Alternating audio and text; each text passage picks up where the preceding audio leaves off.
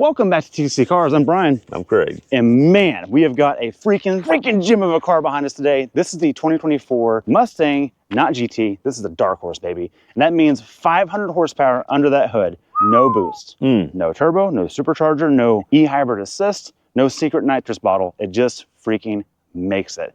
Now, what is this car really? The old Mach 1 without the handling package, as this one is spec'd. So you get 19s, you don't get the handling package, you don't get the adjustable shock hats and that kind of stuff, but you do get everything that you want on this. You get mag ride, you get adaptable exhaust, and you get the Tremec 3160 transmission. That's the real news here. And look, we had a GT, what, 2 weeks ago, Craig? It's better. This is just better. Yep. If you can swing it, get the Tremec. That's all I want to say. It's not even about the Dark Horse package. It's about that transmission. Yep. Now, speaking of package, let's talk about this nose, because my wife mentioned this thing this morning and said, wow, nice Camaro.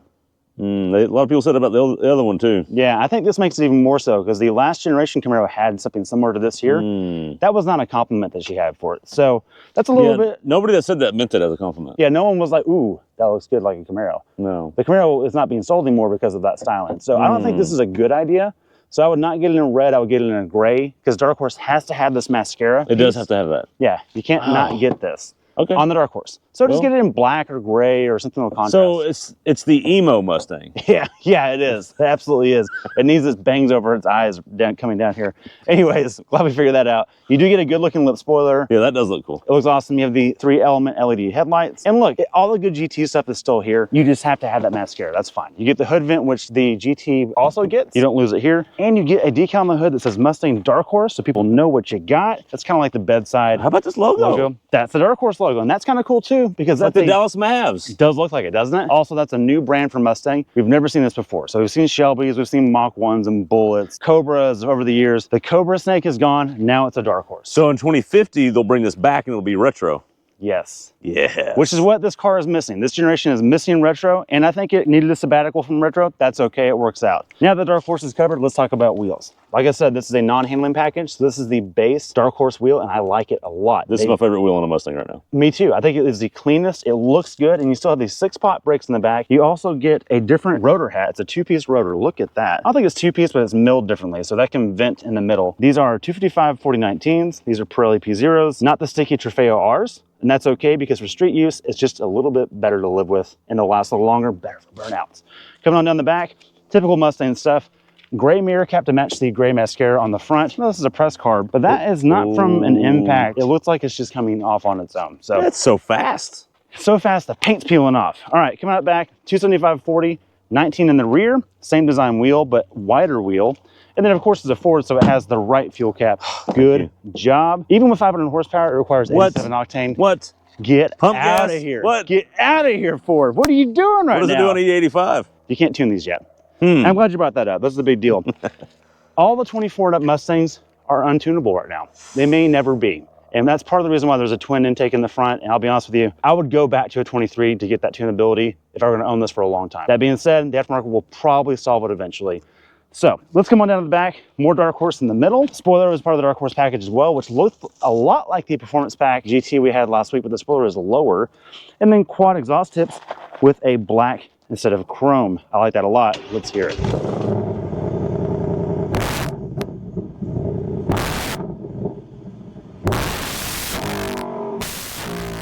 Oh boy, and without a doubt, that is louder than the GT is for sure. Can you hear, Craig? Huh? What? Let's check out the engine. All right, boys and girls, the reason why we're really here is, ooh, hood struts. Look at that. That's a nice touch. Twin intake, 4th gen Coyote, 500 horsepower. Who needs a tune? No one needs a tune. This thing rips, dude. That is impressive. It is all the way up at the top. It's over 7,000 RPM. It says it redlines at 7,500, but this is an important point. There's a soft rev limiter at 73, which is really annoying because the tach says 75. And you're like, yeah, I'm almost there. And you go, and you hit it. It will actually overrun to 75, but they really don't want you to do it. So 73. Torque is over 400 foot-pounds. And again, Tremec 3160 is all the business. Let's check out the interior. All right, Brian, let's check out the interior of the Dark Horse. It's basically a Mustang. We'll mention the key though. No special key for the Dark Horse. Kind of interesting, you don't get that. But I do love this logo Brian mentioned earlier. Right below it, there's a trunk. Okay. All right, moving on to the inside, Brian. Check out the back real quick. Just look back there. You can get a 500 horsepower car that will hold baby car seats, and that's important. So, but let's get in here. Let's check the door first. Padded door sill, that's nice because when you're rolling like this, you know, you want to look cool, you know. Sure. And then a padded armrest. Let's get in this bad boy. Check out the door sill there, Mustang Dark Horse. I do like that little theme, and notice how it's blue. That's an interesting thing we'll see elsewhere. Maybe speaking of that blue, let's just talk about that. We'll see it in the seat here in the insert. The suede Recaros are very nice. Like the blue. Very comfortable, this microfiber. Looks really good. In fact, we had the Recaros in the GT not too long ago. We like these a little bit better, although we're still getting the same kind of weird creak noise by the seatbelt up here. It's right here. There's a creak in your shoulder, and I don't understand why. I'll say this. I don't plan on tracking one of these. If I bought one myself, I would probably not get the Recaros as cool as they are and as supportive as they are. This is the most important part of this car. You can only get Dark Horse in a manual. Is that right? No, you can get 10-speed auto as well. Who wants that? Yeah. Okay. Anyways, this is what you would want to get if you're a real man. And so this is a 3D printed titanium shift knob. Is that what you told me? Very interesting. Check out that. I mean, it really is nice. And it burns really good in the summertime too. Well, in the Texas heat, this is going to be nice and hot. Oh yeah. But what it's connected to is what matters, and that's nice. I'm not going to show you the gauges because we've already seen those. The only other thing that's different is we get a dark Mustang, Brian, because it's a Dark Horse. That's new and a new theme with the Dark Horse. I like that a lot. The rest of it's really, it's a Mustang. And oh yeah, you do get this special brake, which is weird and controversial. It came from Chelsea DeNofa and Von Gitten, so I think we have to like it a little bit. But it's not organic. It's not. Just give me a cable brake. I'm fine with that. Yeah. What does this appear? A little Dark Horse. We got a little number in here. Yeah, we've got number 3, by the way. Okay, Brian, this will be on Bringing Trailer or Cars and Bids down the road is what that means. It'll be worth something. But nobody cares about any of that. 0 to 60 time. Let's go. All right, Brian. We're in the Dark Horse, which has got 500 ponies ready to roll. Let's go. So like a little slip on the way out.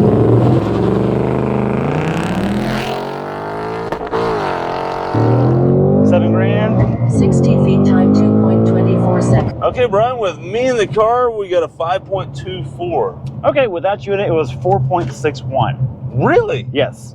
Now, that wasn't my best launch right there. Okay, that particular one. That particular one. Yeah. I was trying something different. Okay, but what did we get, and what did you try there? So just there I tried with stability completely off, launch control off, and normal modes. I was trying to get more weight transfer. Okay. I did not go into drag mode. Okay. Which I did not use earlier either because in previous testing it didn't help on the street. Okay. So let me ask you this. What did we get on the other GT or the other Mustang?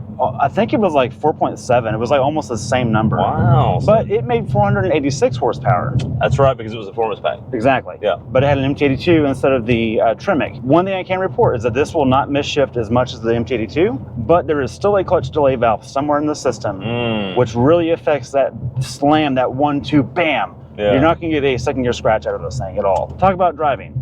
Because this is a Dark Horse, it comes with mag ride, which is actually calibrated very good. It is. The steering in this also is just a little bit more communicative than the non-Dark Horse, and it's because you can feel it weight up more. I don't feel what the tire is actually doing so much as I can tell I'm getting resistance more linearly. Something that I think most people would not realize, that this is a brake-by-wire car. Meaning there is not a direct hydraulic master cylinder on there. Interesting. Exactly, which helps it with brake force distribution. The braking is phenomenal on this, and as a driver, I have no complaints with it. That's high praise. That's huge praise. Because none of us quote-unquote drivers like any of that whenever they do it. Anything. Even though every airplane in the world does that. Well, of course, exactly. Yeah. So all that being said, I think the recalibration on the Dark Horse feels like what the GT Performance Pack should be as standard, I think. Well, we talked about it off camera. Is this the new version of the Mach 1 or the Boss 302?